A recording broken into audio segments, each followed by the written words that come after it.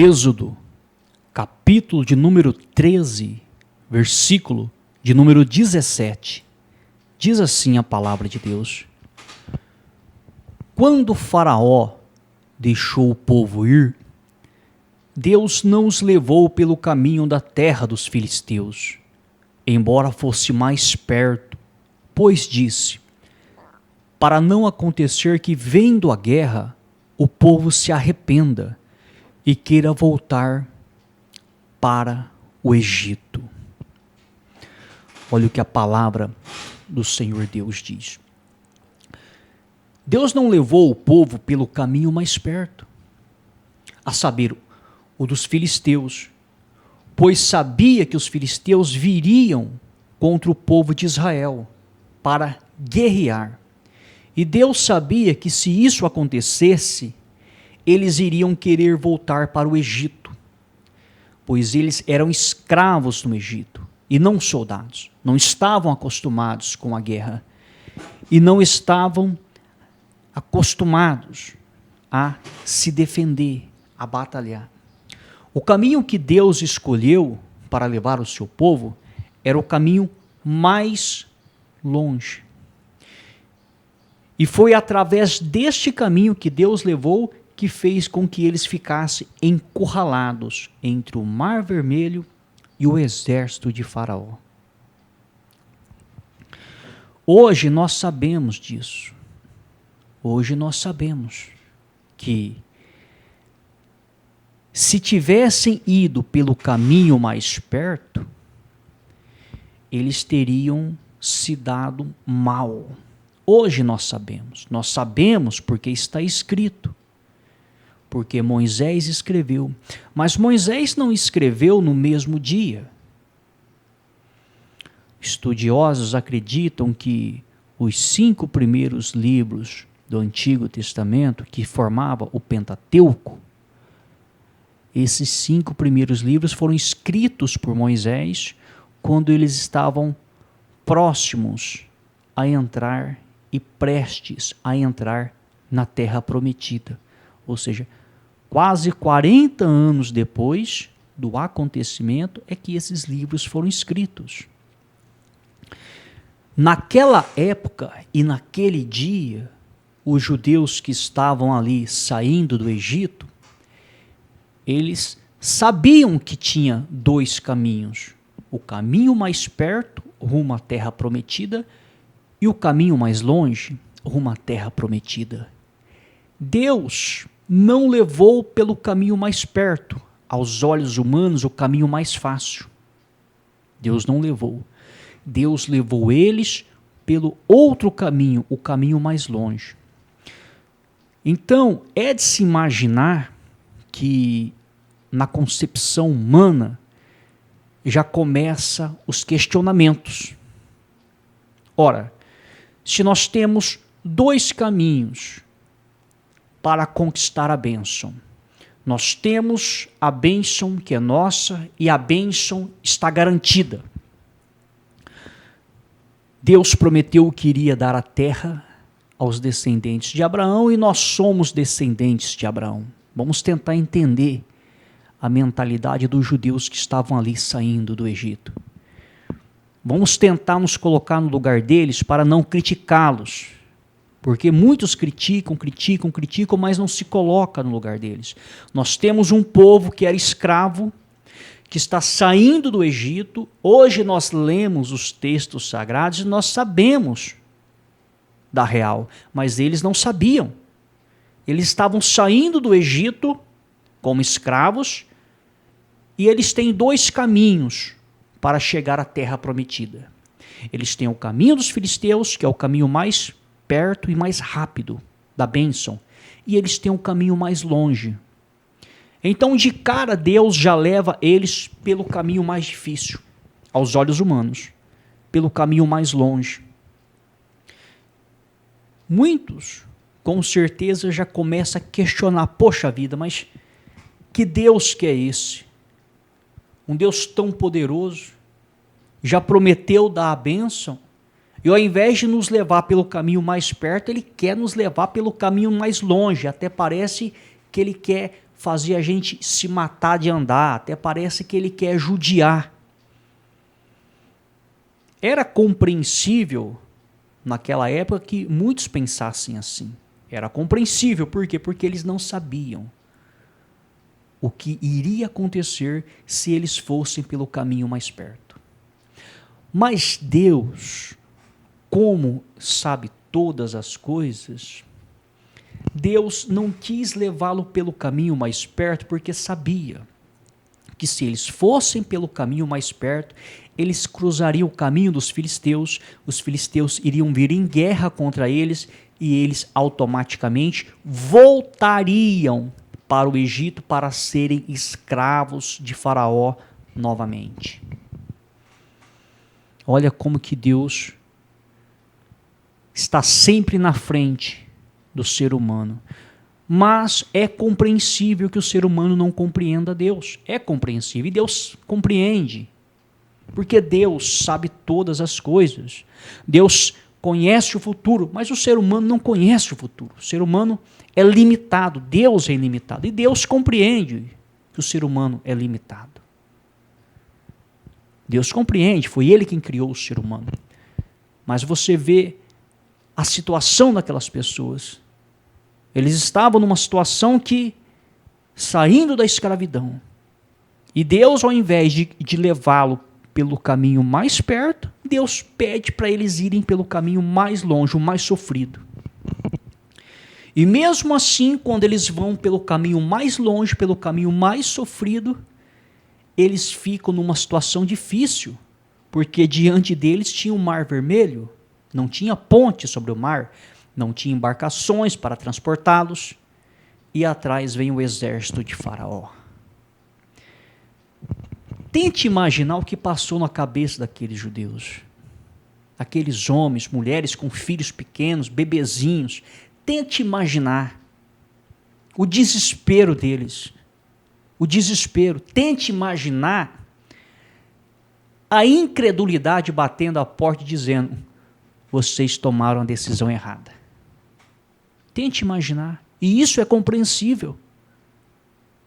Tente imaginar o que não veio na cabeça da maioria. O próprio líder, Moisés, caiu de joelhos e começou a clamar. Em outras palavras, estamos perdidos agora. Não tem saída, estamos encurralados. E não havia saída mesmo. Não havia. Estavam encurralados.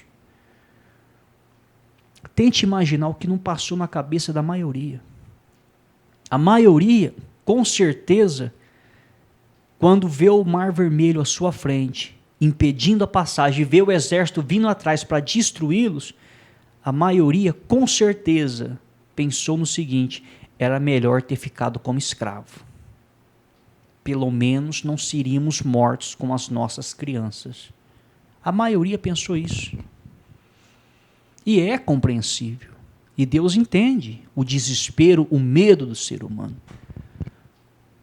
Porém, foi em meio a esse desespero, foi em meio a esse medo, foi em meio a essas dúvidas que vieram sobre a mente deles, que Deus compreendia e entendia muito bem. Deus sabe que o ser humano é limitado, que Deus deu o livramento, que Deus pediu para que Moisés tocasse naquele mar, com o seu cajado, que ele havia lhe dado. E o Mar Vermelho se abre, e o seu povo atravessa a seco. Um milagre sobrenatural que a ciência não explica. Milagre é algo que a ciência não explica. Não tem explicação científica para isso. E o seu povo passa. Mas quando o exército de Faraó entra atrás, começa a ter dificuldade. Você vê que Deus era a favor do seu povo e era contra o exército de Faraó.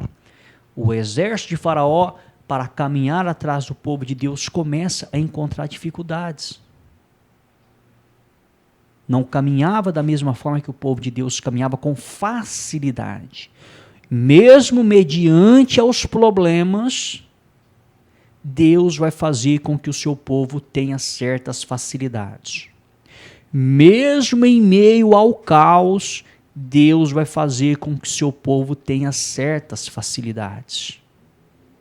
Mas se não for povo dele, vai ter mais dificuldade. Isso é bíblico.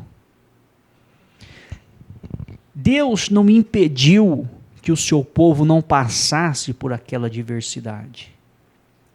Poderia ter impedido. Deus poderia ter enviado um anjo e o anjo iria destruir todo o exército de Faraó. Deus poderia ter enviado um anjo à frente lá nos filisteus, destruía todo o exército filisteu, e Israel iria pelo caminho mais perto. Deus poderia ter transportados todos eles com carruagens de fogo, transportou Elias para o céu, poderia ter enviado vários anjos com carruagens de fogo para transportar o seu povo, poderia ter feito inúmeras coisas, mas não fez, resolveu fazer de uma forma com que o povo viesse a participar da conquista. Assim como a conquista da terra prometida, se a terra já era prometida, se a terra já era deles, por que tiveram que lutar para conquistar aquela terra? Ora, se algo é nosso, por que temos que lutar para conquistar, se é um direito nosso? Ou seja, se você tem uma casa, um exemplo, você recebe uma casa como herança, alguém deixa uma casa como herança para você, o normal é você se apropriar daquela casa, não ter que lutar, brigar, isso e aquilo, se já é seu. Mas nós vemos que o povo de Deus, para tomar posse da terra prometida, tiveram que lutar, tiveram que batalhar, e não foi fácil não. Então, nem sempre, porque é uma bênção de Deus, porque é Deus quem está entregando, vai vir de mãos beijadas. Nem sempre. Muitas das coisas, quando vem de mão beijada, não é dado o valor, não se dá valor. Quando a coisa é conquistada na base do esforço, na base do sacrifício, a tendência é de valorizar. Você pode ver, você que é pai, você que é mãe, nós não estamos dizendo que é errado dar dinheiro para os seus filhos, nada disso, você tem que dar mesmo. Se tiver condições de dar uma vida boa, dê uma vida boa. Se tiver condições de dar estudos, dê estudo para os seus filhos, suas filhas, nós não estamos criticando.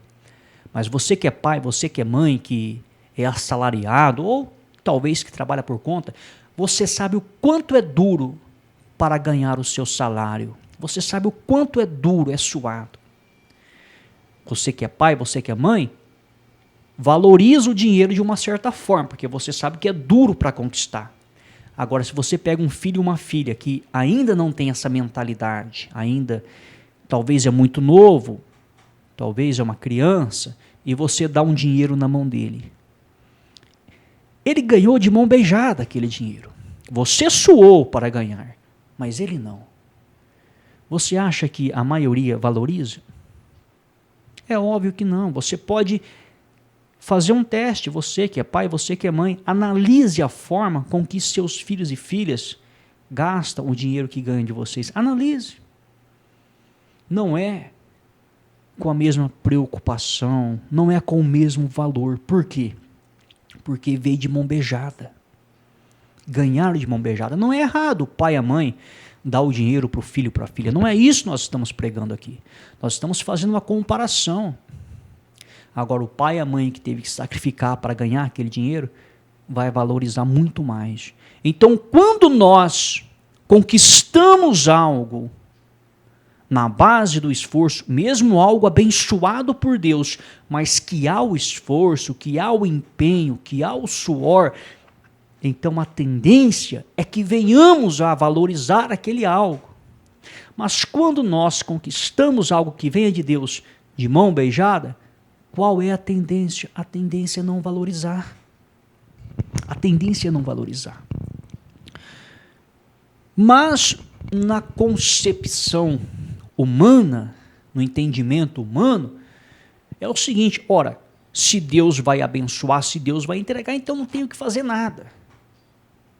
Esse é o entendimento humano. Mas nós vemos que, biblicamente, através dos estudos bíblicos, nós vemos que muitos homens de Deus, escolhidos a dedo por Deus, mesmo Deus prometendo a bênção para eles, e Deus sendo com eles, tiveram que lutar, que batalhar, se sacrificar para chegar aonde chegaram.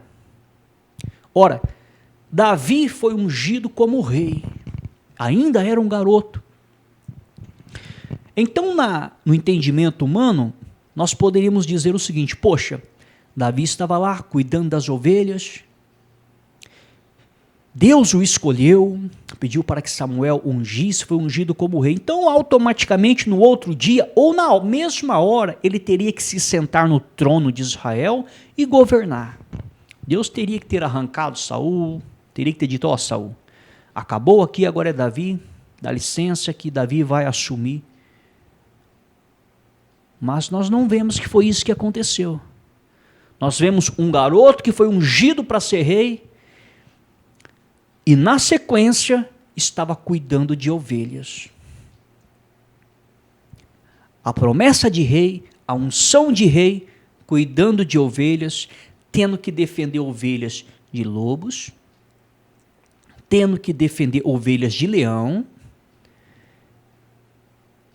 E nós vemos esse rapaz indo ao encontro do rei Saul, tendo que trabalhar de empregado para o rei Saul, tocando harpa. Nós vemos esse rapaz tendo que combater o gigante filisteu.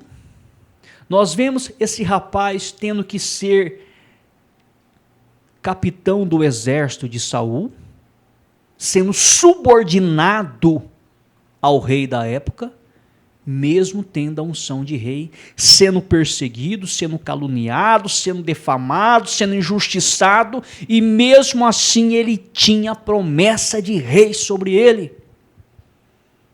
Foram praticamente 15 anos. Mas que promessa que é essa que Deus dá para uma pessoa que ela vai ser rei e ela fica sendo empregada, fica sendo escrava, fica sendo perseguida, fica sendo maltratada, fica sendo humilhada? Que promessa que é essa? Mas quando Davi assume o reino, Davi soube o sacrifício que foi para chegar até ali, mesmo com a bênção de Deus. Então ele passou a valorizar de uma forma diferenciada. Você quer fazer uma comparação? O que Salomão fez para assumir o reinado? Qual foi o preço que ele pagou para assumir o reinado? Nenhum. Simplesmente Deus o amou e entregou o reino na mão dele. Ok. Estude a história do rei Salomão. Ah, mas Salomão foi o homem mais sábio do mundo. Sim, foi o mais sábio. Estude a história dele. Salomão, no final da sua vida, passou a ser odiado pelos seus liderados. Ele montou um reino de estrutura gigantesca, porém às custas de altos impostos. Ele explorava o povo, judiava do povo para poder manter toda aquela pompa, todo aquele orgulho. Veio de mão beijada, não deu valor. Não deu valor. E no final da sua vida, ele passou a adorar os demônios, perdeu a comunhão com Deus.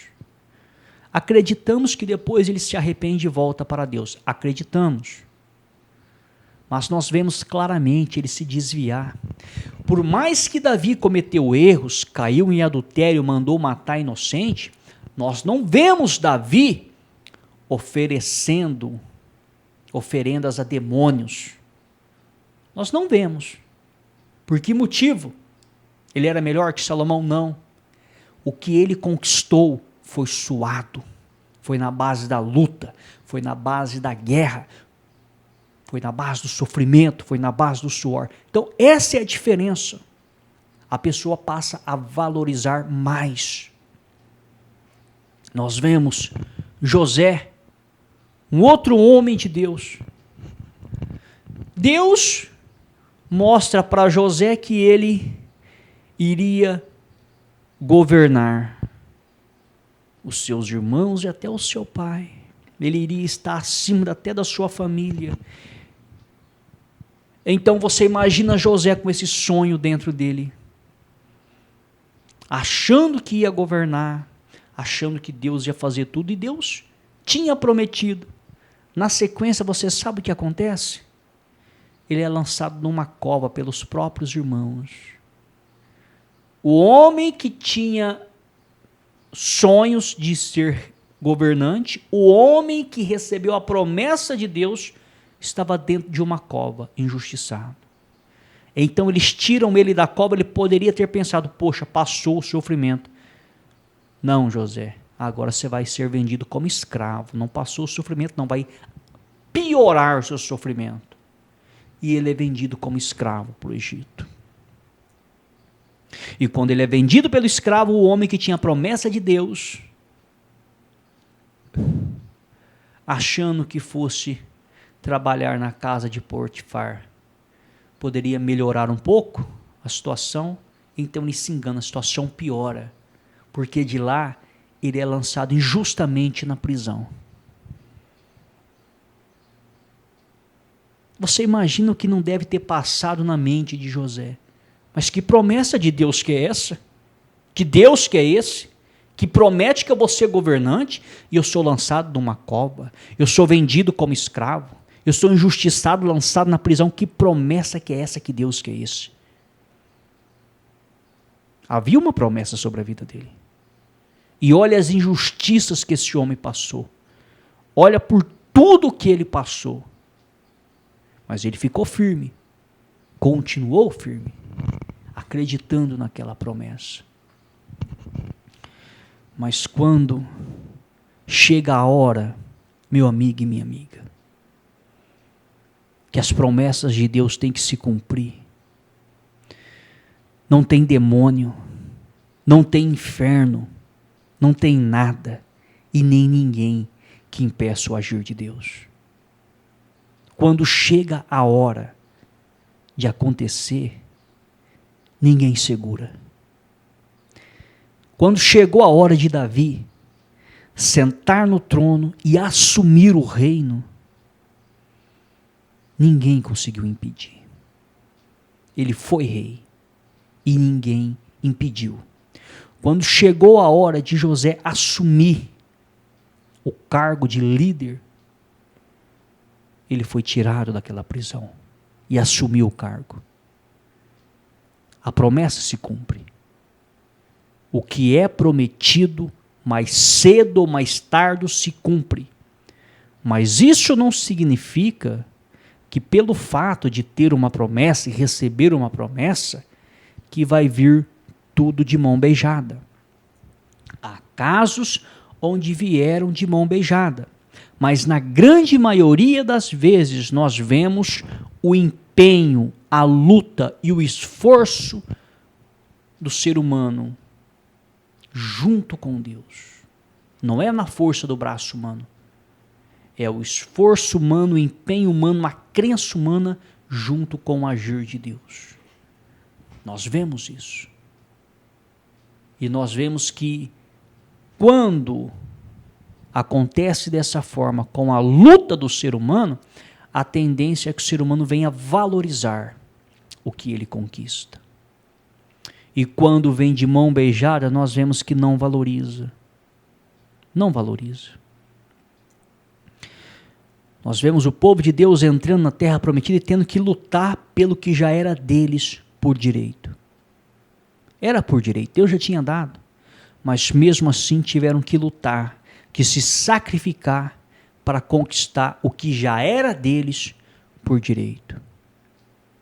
Agora, se essas pessoas que foram escolhidas a dedo por Deus, mesmo recebendo essas promessas, tiveram que se sacrificar para conquistá-las, imagine eu e você. Você acha que para nós vai ser diferente? Você acha que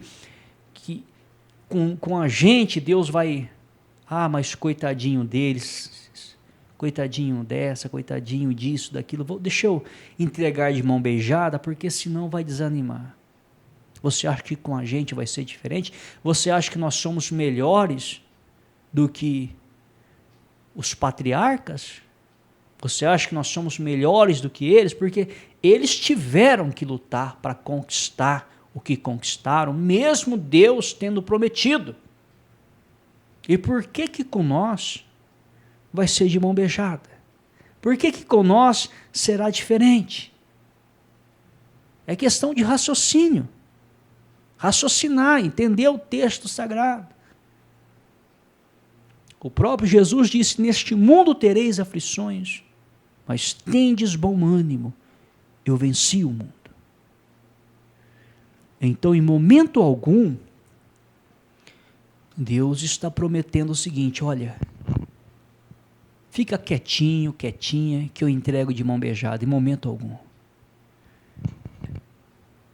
Nós temos que entender que mesmo nós estamos debaixo da promessa, mesmo nós estando debaixo das promessas, nós temos que fazer a nossa parte, arregaçar as mangas e ir à luta.